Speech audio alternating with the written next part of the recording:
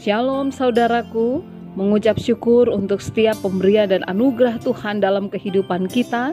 Maka sekarang mari kembali kita akan membaca dan merenungkan firman Tuhan.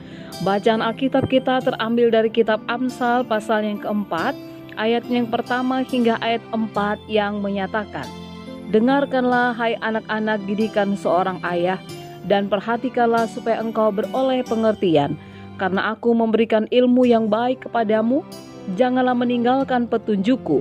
Karena ketika aku masih tinggal di rumah ayahku sebagai anak lemah dan sebagai anak tunggal bagi ibuku, aku diajari ayahku, katanya kepadaku, biarlah hatimu memegang perkataanku, berpeganglah pada petunjuk-petunjukku, maka engkau akan hidup." Demikianlah pembacaan Alkitab. Salah satu tujuan dari kitab Amsal adalah agar orang-orang muda menjadi pribadi yang bijak.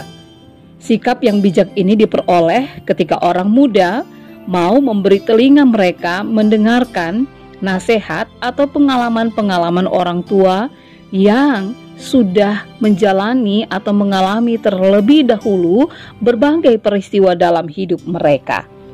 Dalam kitab Amsal pasal 4 ayat 1 sampai ayat yang keempat ini, penulis kembali lagi mengingatkan kepada orang-orang muda atau anak-anak agar mereka mendengarkan apa yang menjadi didikan, ajaran dari orang tua mereka, supaya mereka memperoleh pengertian dan mereka mendapatkan hal-hal yang baik di dalam kehidupan mereka.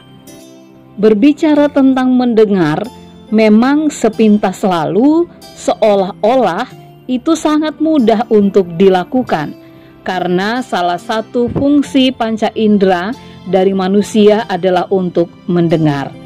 Namun terkadang harus kita akui bahwa mendengar itu adalah hal yang juga sebenarnya sulit, karena terkadang banyak orang yang ketika mendengar hal-hal yang sudah diketahui atau mendengarkan nasihat yang itu-itu saja, jangankan untuk mendengarkan, memberikan perhatian terhadap orang yang menyatakan nasihat itu pun sudah sangat menyulitkan. Belum lagi jika yang memberikan nasihat tersebut adalah orang yang dianggap tidak berkenan di hati. Semakin jauhlah kita dari sikap untuk mau mendengarkan. Sikap yang mau mendengarkan itu dihubungkan dengan sikap yang memberikan penghargaan dan mau menghormati mereka yang bersedia memberikan pengajaran melalui nasihat ataupun menceritakan pengalaman-pengalaman mereka.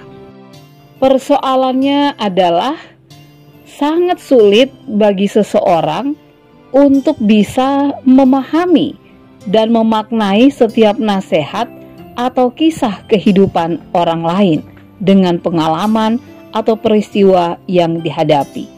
Padahal, seperti yang dikatakan oleh penulis kitab Amsal, bahwa nasihat, bahkan cerita-cerita yang berhubungan dengan pengalaman hidup seseorang, secara khusus orang tua, itu seharusnya dapat memperlengkapi orang muda agar ketika mereka hidup di masa yang akan datang, atau ketika mereka berhadapan dengan situasi atau konflik atau masalah yang sama, mereka sudah tahu bagaimana cara menyelesaikannya.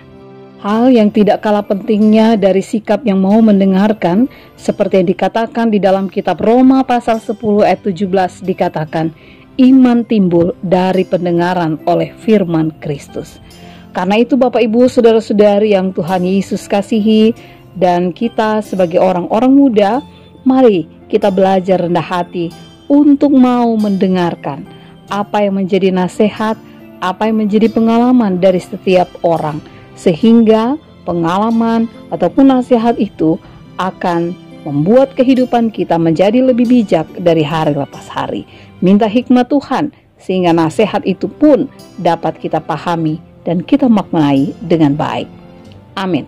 Bapak, Ibu, saudara-saudari yang Tuhan Yesus kasihi, mari kita berdoa. Kami berterima kasih kepadamu Tuhan untuk salah satu fungsi panca indera yang Tuhan berikan kepada kami, yaitu untuk mendengarkan.